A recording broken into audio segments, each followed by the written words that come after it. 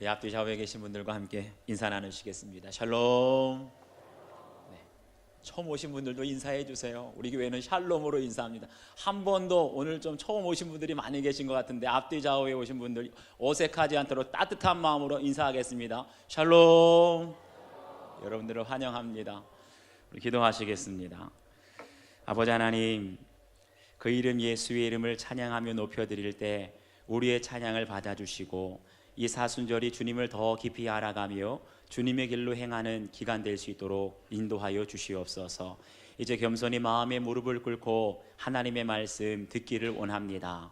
저들에게 듣는 마음을 허락하여 주셔서 내 아우 아벨이 어디 있느냐, 주님 말씀하실 때 하나님께서 찾으시는 우리 인생의 아벨을 깨닫게 하여 주시고 그 영혼을 불쌍히 여기시는 아버지의 마음을 알아 우리가 기도하며 순교를 하고 기도하면서 회개의 역사가 이 시간 일어날 수 있도록 도와주시옵소서. 함께 하실 줄 믿사옵고 예수 그리스도의 이름 받들어 기도하옵나이다. 아멘. 할렐루야. 간혹 가다가 우리 아이들에게 물어볼 때가 있습니다. 얘들아, 사랑의 반대말이 뭐냐? 라고 물어보면 아이들은 항상 대답해요. 사랑의 반대말은 미움이라고. 그런데 심리학적으로 보게 되면 미움이라는 것도 사랑의 또 다른 표현이라고 말합니다. 역설적으로 들릴지는 모르겠지만 사랑해야 미워한다는 거예요. 좀 이상하지만 사랑하는 마음이 아예 없으면 미워하는 감정도 없습니다. 그래서 심리학적으로 보게 되면 사랑의 반대말은 미움이 아니라 무관심이다 라고 말해요. 우리 가정에서나 우리 교회에서 이 미움보다 더 심각한 것이 무엇이냐? 바로 무관심이 제일 심각하다는 거예요. 오늘 저희들에게 주시는 말씀, 내 아우 아벨이 어디 있느냐, 이 말씀 듣게 될 때 우리 안에 있는 무관심, 그 심각성을 여러분들 깨닫게 되기를 바랍니다. 그리고 우리 가정이나 우리 교회 안에 있는 이 무관심의 문제를 해결하기 위해서 어떻게 해야 되는지 하나님의 음성 듣게 되기를 주의 이름으로 축원합니다. 그러려면 첫 번째, 순교할 각오로 예배를 드려야 합니다. 우리 8절 말씀을 함께 읽겠습니다. 8절 시작. 가인이 그의 아우 아벨에게 그들이 들에 있을 때에 가인이 그의 아우 아벨을 쳐 죽이니라. 아멘. 여기 보니까 가인이 그의 아우 아벨에게 말하고 라고 말합니다.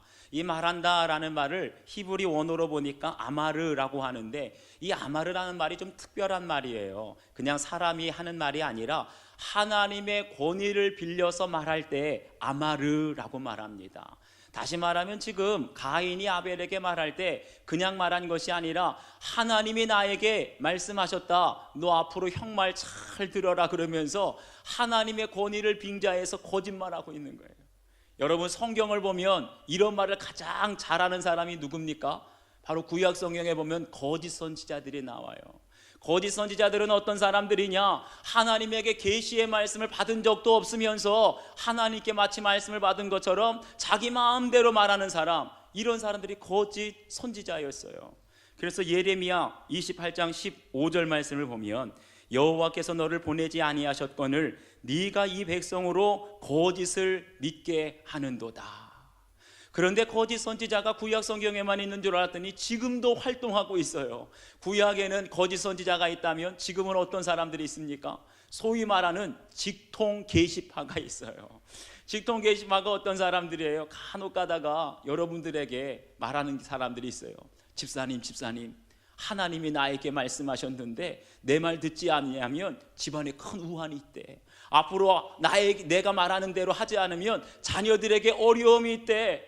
마치 하나님에게 무슨 말씀을 받은 것처럼 아무런 들은 말씀도 없으면서 하는 사람들이 직통 계시파예요. 이런 사람들은 정작 본인은 하나님의 말씀을 듣고 순종하지도 않으면서 말끝마다 환상을 보았느니 하나님의 음성을 들었느니 이렇게 하는 사람들, 그런 사람들이 누구라고요? 직통 계시파고 바로 지금 가인이 그렇게 말하고 있는 거예요. 하나님 보시기 얼마나 가증스럽겠습니까? 하나님의 말씀도 듣지 않으면서 마치 하나님의 말씀하신 것처럼 그런 것은 하나님을 기쁘시게 하지 못합니다. 그래서 성경을 보니까 그 말을 듣고 가인이 아벨을 강권해서 하나님이 시키셨다 해서 들로 나오게 한 겁니다. 그리고 들에 있을 때 가인이 그의 동생 아벨을 쳐 죽였다라고 말해요. 이게 무슨 말입니까? 다시 말하면 우발적인 사건이 아니라 가인이 아벨을 들판에서 쳐 죽인 것은 계획된 범죄였다라는 것을 보여주고 있어요. 그러면 여러분 생각해 보세요. 왜 가인이 아벨을 죽였고 왜 아벨이 죽어야만 했을까? 보통 사람들을 보게 되면 죽이는 이유가 있습니다. 뭐 예를 들면 원한 관계 때문에, 돈 때문에, 아니면 잘못된 사랑, 치정이나 권력을 얻기 위해서 사람을 죽이는 경우가 있습니다. 그런데 오늘 말씀을 보게 되면 아벨이 죽은 것은 그러한 이유 때문에 죽은 것이 아니라는 거예요. 그 근원을 가만 살펴보게 되면 아벨이 왜 죽었냐? 예배 때문에 죽었다는 겁니다. 지난번 살펴본 것처럼 가인과 그의 제물은 하나님께서 받지 않으시고 아벨과 그의 제물은 하나님께서 받으셨더라. 다시 말하면 아벨이 죽은 것은 뭔가 죄 때문에 죽은 것이 아니라 하나님께서 받으시는 진정한 예배를 드렸기 때문에 죽은 거예요. 다시 말하면 아벨은 하나님께 예배 때문에 죽은 최초의 순교자라고 성경은 말하고 있어요. 그런데 이러한 일들이 지금도 반복되고 있다는 거예요. 제가 예전에 어떤 교회에서 섬길 때 아주 새벽 예배를 잘 드리는 여자 집사님이 계셨습니다. 그런데 그분의 남편은 평소 같으면 새벽에 잠을 잘 자는데 가끔가다 한 번씩 새벽까지 술을 마시고 들어오는 경우가 있어요. 술에 잔뜩 취해서 새벽에 들어왔는데 아내가 보이지 않으면 그 술 취한 상태로 교회로 그냥 쳐들어오는 겁니다. 예배가, 새벽 예배가 한창 드려지고 있는데 저 예배당의 문을 쾅 열고 나서 들어오자마자 예배에 집중하고 있는 성도들에게 고래고래 소리를 지르는 거예요. 내 옆편내 어디냐? 옆편내 나오라고. 그런데 거기까지만 끝나면 그래도 다행이에요. 그 다음에 뭐라 그러냐? 이 교회 목사 나오라 그래. 우리 옆편내랑 목사랑 눈이 맞아가지고 우리 옆편내가 그냥 시도 때도 없이 교회만 다닌다고, 교회에서만 살고 있다고. 여러분 한번 상상해 보세요. 그 말을 듣는 그 여집사님의 마음이 얼마나 불편했겠습니까? 얼굴을 들고 교회를 나올 수 있겠습니까? 목사님의 얼굴을 뵐 수 있겠습니까? 그런데 더 놀라운 것은 그렇게 술에 취하기만 하면 교회에 나와서 예배를 방해하고 행패를 부리던 그 남자분이요, 지금은 예수님을 잘 믿고 교회를 잘 다닌다는 거예요. 할렐루야. 여러분, 지금도 불신자들이, 예수님 믿지 않는 사람들이 우리 신자들의 예배를 얼마나 많이 방해하는지 몰라요. 여러분들 가정의 남편이 그렇거든. 이상하게 생각하지 마시고 끝까지 순교를 각오하고 예배의 승리자가 되시기를 축원합니다. 그런데 불신자만 방해합니까? 교회 안에 들여다보니까 믿는 사람들끼리도 핍박을 하고 방해를 하더라는 거예요. 어떤 사람이요? 나보다 더 예배를 잘 드리는 사람이 있으면 그거를 두 눈 뜨고 보지를 못합니다. 나보다 기도도 더 뜨겁게 하고 찬양도 열심히 드리고 나보다 교회에서 봉사도 더 열심히 하고 잘하는 사람을 보게 되면 두 눈 뜨고 보지를 못해요. 참지를 못해요. 그래서 불신자들은 우리 신자들의 예배를 방해합니다. 심지어 믿는 사람들도 나보다 더 예배를 잘 드리고 봉사를 잘하는 사람들을 보면 그 예배를 계속 방해한다는 거예요. 이게 누구의 전략입니까? 바로 사탄의 전략이라는 거예요. 사탄은 지금도 하나님께 진정한 예배를 드리지 못하도록 불신자를 통해서, 심지어는 교회 안에 신자들을 통해서도 이렇게 역사하고 회방하고 있다는 거예요. 그래서 아벨과 같이 우리가 정말 진정한 예배를 드리기 위해서 우리 기독교 역사에 얼마나 많은 순교의 피가 뿌려졌는지 몰라요.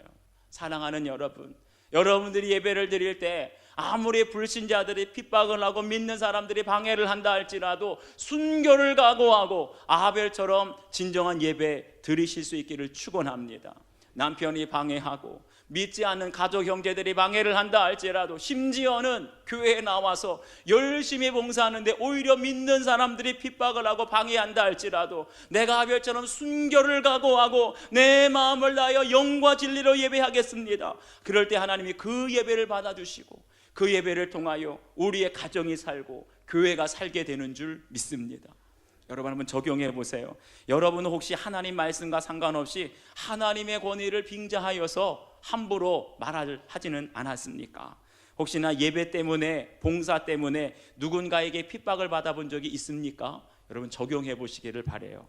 두 번째, 하나님은 잃은 영혼에게 관심을 갖고 있다는 사실입니다. 우리 9절 말씀 함께 읽겠습니다. 9절 시작.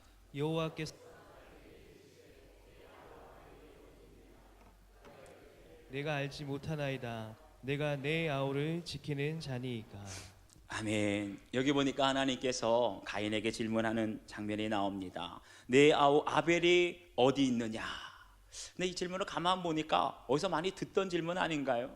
우리 지난번에 아담이 선악과를 따먹고 부끄럽고 두려워서 나무 사이에 숨어 있을 때 하나님이 찾아오셔서 아담에게 묻습니다. 아담아, 네가 어디 있느냐? 가인아, 네 아우 아벨이 어디 있느냐? 똑같지 않으세요? 다시 말하면 뭡니까? 하나님께서 죄 짓고 숨어있는 두려움 가운데 있는 가인을 먼저 찾아오셔서 지금 묻고 있는 거예요. 다시 말하면 하나님께서 몰라서 묻는 것이 아니에요. 하나님도 가인이 아벨을 들판에서 쳐 죽인 것을 알고 있습니다. 그럼에도 불구하고 죄 지은 가인 포기하지 않겠다. 그래서 지금 찾아오셔서 가인에게 묻고 있는 거예요. 이것이 꼭 무엇과 같습니까? 우리 부모님들 죄 지은 자식들 보면 이거를 심판해야 될지 아니면 이 죄를 덮어둬야 될지 이러지도 못하고 저러지도 못하는 것이 우리 부모의 마음 아닙니까? 예전에 제가 신문에서 읽은 기사였어요. 한 번은 아들이 어머니와 심하게 말다툼을 하다가 이 아들이 어머니의 그 잔소리를 듣기 싫다고 그만 칼로 어머니를 찌르는 사건이 있었어요. 그러다 보니까 어머니에게 피가 철철 흐르니까 그걸 보고 깜짝 놀라고 어찌할 바를 몰라서 그냥 뛰쳐서 도망가려고 하는데 뒤에서 아들을 부르는 어머니의 음성이 들립니다. 얘야, 얘야. 어머니의 목소리를 듣고 뛰쳐 도망가려다가 뒤를 돌아보니까 어머니의 몸에서 피가 철철 흐르고 쓰러져 죽어가고 있는데 그 어머니가 도망가려고 하는 아들에게 마지막으로 이런 말 하더랍니다.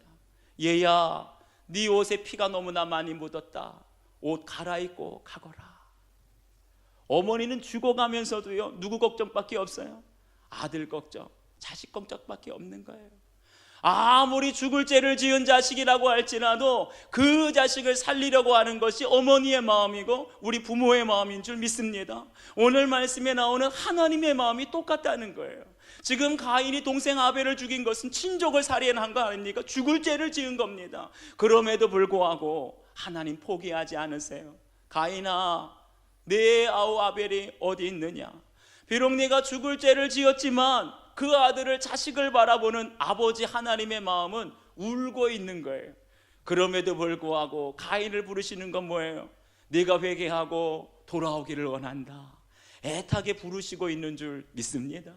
그런데 그런 하나님의 마음과는 아랑곳 없이 지금 가인이 뭐라고 대답해요? 하나님께 내가 내 아우를 지키는 자니까. 보세요, 하나님은 분명히 기회를 주시는 거예요. 가인아, 네가 돌아오기를 원한다. 회개하기를 원한다. 그런데 그 말을 듣고도 가인은 뭐라 그래요? 내가 알지 못하나이다. 부인합니다. 그리고 한 걸음 나아가서 하나님 앞에서 항변하는 거예요. 내가 내 아우를 지키는 자니까. 이 말을 다시 말하면 내가 알 게 뭡니까? 내가 내 동생에 대해서 알 바 아무것도 없습니다. 한마디로 아무런 상관이 없다는 거예요. 동생이 살든지 죽든지 심지어는 예배를 드릴 때 어떠한 제물로 드리든지 말든지 나와 상관없다. 여러분 보세요. 내가 내 아우를 지키는 자니까. 여기서 뭐가 느껴지나요? 한 핏줄을 나눈 형제들인데 형제관계가 단절되어 있는 거예요. 가정 안에서 가족의 관계가 단절되어 있는 거예요. 내가 내 아우를 지키는 자이니까 우리가 한 자리에 모여서 하나님을 바라보며 예배를 드리고 있으면서 성도와 성도 가운데 단절되어 있는 거예요. 그런 걸 가리켜서 내가 내 아우를 지키는 자니까. 이게 뭐예요? 다시 말하면 내 아우 아벨과 나는 맞는 구석이 없습니다. 그렇기 때문에 아무 상관이 없습니다. 걔가 없어져도 나는 괜찮아요. 나는 아벨이 필요 없어요. 오직 나와 맞는 사람, 내 수준에 맞는 사람, 내가 좋아하는 사람하고만 예배하고 교제하고 신앙생활하면 됩니다. 이게 바로 가인의 죄였어요. 사랑하는 여러분, 하나님께서는 오늘 예배 가운데 나온 저와 여러분에게도 똑같은 질문을 하십니다. 내 아내가 어디 있느냐? 내 남편과 내 자녀가 어디 있느냐? 너와 싸우고 돌아간 내 형제와 내가 내팽개친 부모는 어디 있느냐? 심지어 하나님은 우리에게 이렇게 말씀하세요. 얼마 전까지만 해도 이곳에서 함께 신앙생활하던 아무개 집사는 어디 있느냐? 저와 여러분에게 묻고 계시는 거예요. 여러분 하나님께 뭐라고 대답하겠습니까? 제가 아우를 지키는 자니까. 제가 그 사람 지키는 사람입니까? 어디선가 잘 살고 있겠지, 잘 먹고 살고 있겠지요. 저는 너무나 바빠서 그 사람 신경 쓸 여유가 없습니다. 오늘날 많은 사람들이요, 그냥 바쁘다고 핑계를 대면서 자기가 좋아하는 일, 자기랑 맞는 사람에게만 열중하고 집중하고, 나와 맞지 않는 사람, 나에게 관심이 없다고 외면하고 무관심하며 살아가고 있지는 않습니까? 바로 이것을 하나님께서는 가인의 죄라고 우리에게 말씀하시는 거예요. 사랑하는 여러분, 언제 교회가 교회다워지겠습니까? 나와 맞는 사람, 내가 좋아하는 사람, 내 수준에 맞는 사람끼리만 어울리게 되면 교회가 교회다워질 수 없어요. 가정도 마찬가지 아닙니까? 여러분들의 가족을 한번 돌아보시길 바라요. 가족들이라고 다 만나요? 가족들이라고 다 똑같습니까? 제가 얼마 전에 주례를 하면서 이제 신랑 신부에게 이런 말을 했어요. 어른들은 말하기를 부부가 닮으면 잘 산다 그러는데, 저희 부부는 19년 동안 같이 살았는데 아무리 뜯어봐도 닮은 데가 없어요. 제가 가만 보니까 피부가, 저는 검은 편인데, 화면에도 보이시나? 피부가 검은 편인데 제 아내는 피부가 뽀얗습니다.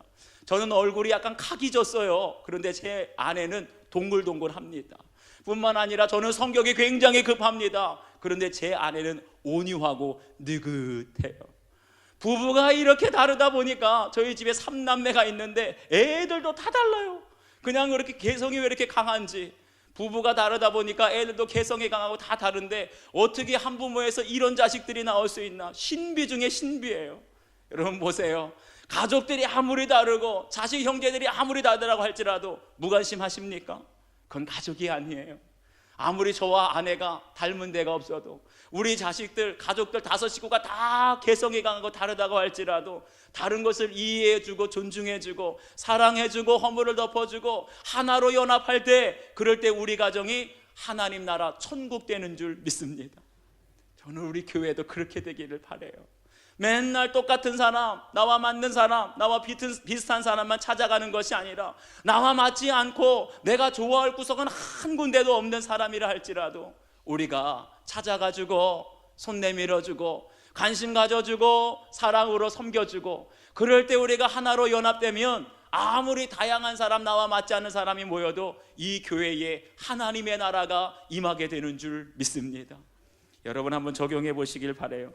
여러분은 요즘 누구와 함께 예배하며 교제하고 있습니까? 나와 다른 사람, 나와 잘 맞지 않는 사람 중에 내가 특별히 관심을 갖고 챙겨야 될 사람은 누구인지 적용해 보시기를 바랍니다.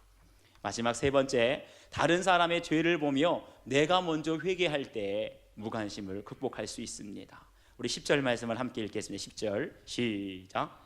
이르시되 내가 무엇을 하였느냐? 내 아우의 핏소리가 땅에서부터 내게 호소하느니라. 아멘. 여기 보니까 내 아우의 핏소리가 땅에서부터 내게 호소한다 라고 말해요. 여러분, 제가 한번 묻겠습니다. 혹시 핏소리를 들어본 분 계신가요? 예배 후에 저를 따로 만나시기를 바랍니다. 여러분, 피에서 무슨 소리가 나요? 피가 땅바닥에 떨어지면 그냥 아무 소리도 없이 희미하게 사라집니다. 그런데 성경을 보니까 그냥 소리도 아니고 아벨의 핏소리가 호소한다 그랬어요. 이 호소한다는 말을 히브리어로 차크라고 하는데, 이것은 부르짖다, 방성되고 간다. 한마디로는 뭐예요? 강렬하게 호소한다는 거예요. 아니, 어떻게 아벨의 핏소리가 땅바닥에 흘렀는데 호소할 수 있을까? 방성되고 갈 수 있을까? 이게 무슨 말입니까? 다시 말하면 아무런 죄도 없이 그냥 진정한 예배를 하나님께 드렸다는 이유 하나만으로 억울하게 죽은 이 아벨의 모든 사정을 누가 알고 계신다고요? 하나님은 다 들어서 알고 계신다는 거예요. 흔히 사람들이 뭐라고 말합니까? 죽은 사람만 억울하지, 이렇게 말합니다. 여러분, 이 말은 무슨 뜻인가요? 죽은 사람만 억울하지, 이 말은 죽음이 곧 끝이라는 거예요. 죽음은 다 그만이라는 거예요. 그런데 성경은 그렇게 말하지 않습니다. 죽음이 그만이 아니라 의인은 죽고 나서도 그 핏소리가 하나님 앞에 호소하게 되면 하나님의 그 핏소리까지 다 들어주시고 억울한 것 다 들어주시고 응답하시는 줄 믿습니다. 우리가 한 가지 기억해야 될 것이 있어요. 우리 주변에 가난하고 연약하다고 무시하면 안 됩니다.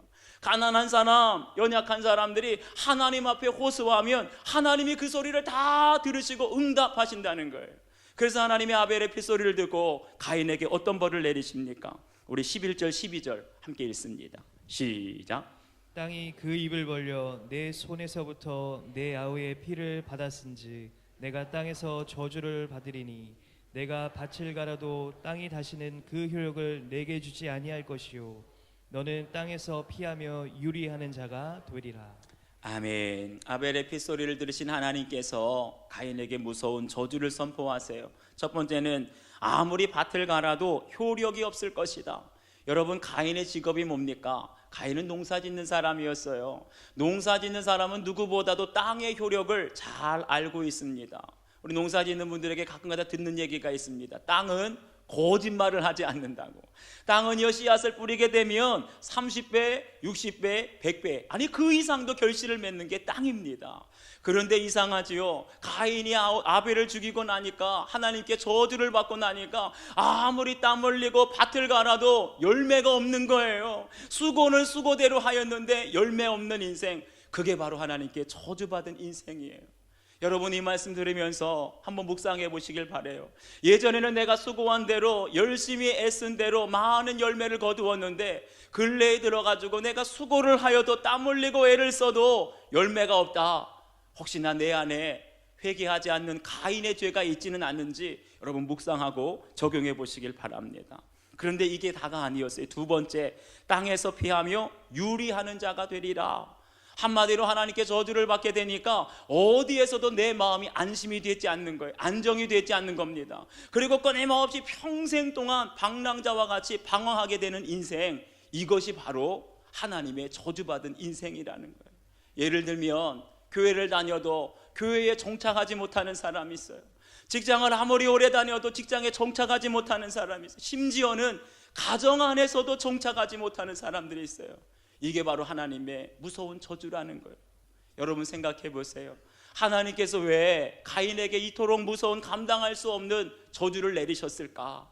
한 가지 기억해야 될 것은 하나님의 형벌, 하나님의 저주 속에는 반드시 하나님의 사랑이 담겨져 있다는 것 믿으시길 바랍니다.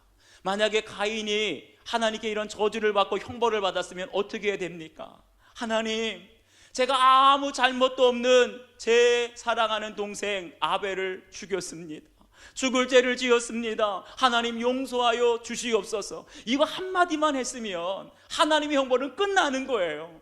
그런데 지금 아벨은 하나님께 저주를 받고 형벌을 받는데도 끝까지 뭐라고 합니까? 제 재벌이 너무 무겁습니다. 이건 뭐예요? 자신이 지은 죄를 인정하지 않겠다는 거예요. 하나님이 내리신 저주가 너무나 무겁습니다. 저는 억울합니다. 억울합니다. 억울합니다.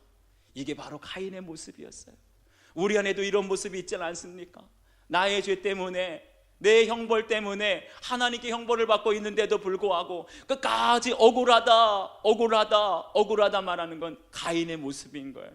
그런데 그렇게 하소연하는 가인에게 하나님은 마지막 또 처방을 내리십니다. 우리 15절 말씀 크게 한 목소리로 읽겠습니다. 시작. 여호와께서 그에게 이르시되 그렇지 아니하나 가인을 죽인 자는 벌을 7배나 받으리라 하시고 가인에게 표를 주사 그를 만나는 모든 사람에게서 죽임을 면하게 하시니라. 아멘. 할렐루야. 이 말씀 보니까 어때요? 비록 가인이 죽을 죄를 지었지만 하나님은 끝까지 가인을 사랑하시는 줄 믿습니다. 그 표가 뭔가요? 그 증거가 뭔가요? 가인에게 표를 주셨다는 거예요. 그 표가 뭐냐 하면 그를 만나는 모든 사람에게서 죽임을 면하게 하시리라. 이 표를 주셨다는 거예요. 여러분 생각해 보세요. 가인과 같이 무서운 죄를 지은 사람이 어디 있겠습니까? 그 사람은 누가 뭐래도 죽을 수밖에 없는 죄를 지은 거예요. 이 세상에 다른 사람도 아니고 내 부모의 피를 나눈 형제인데, 하나밖에 없는 형제인데 그 형제를 쳐서 죽였으니 이거는 세상에 어느 법정에 가도 누구를 만나도 저 사람은 죽여야 됩니다. 그럴 거예요. 그런데 하나님이 오늘 가인에게 표를 주시면서 뭐라 그래요? 너를 만나는 모든 사람에게서 죽임을 면하게 하시리라. 가인이 비록 죽을 죄를 지었지만 하나님께서 살려주시겠다는 거예요. 더 나아가서 구원해 주시리라 약속하시는 거예요. 이게 저희들에게 무엇을 말씀해 줍니까? 사랑하는 여러분, 우리 주변에 어쩌면 가족들 중에 그럴 수도 있어요. 어쩌면 우리 교회 안에도 그럴 수 있어요. 아무리 죽을 만한 가인의 죄를 지은 사람이 있다 할지라도 미워하지 말라는 거예요. 너희가 정죄하고 판단하지 말라는 거예요. 하나님께서 가인을 살리셨는데, 하나님께서 가인을 죽이지 않고 구원하기로 하셨는데, 아무리 우리 가족들 중에, 우리 이웃들 중에 죽을 만한 죄를 지었다 할지라도 미워하지 말라, 정죄하지 말라, 이것이 하나님의 뜻인 줄 믿습니다.